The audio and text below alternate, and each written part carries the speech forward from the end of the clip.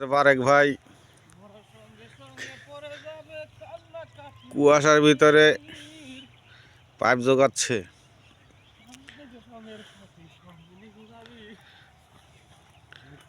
আবার দুই লোক রসুন বুনি যাচ্ছে, জুম করে দেখাচ্ছি। আমি তো মরে যাব, চলে যাব দুনিয়ার সম্পদ নিয়ে।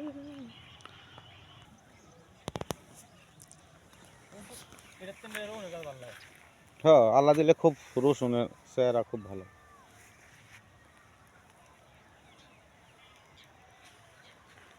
বারেক ভাই আমার শীতে বেয়া হয়ে গেছে।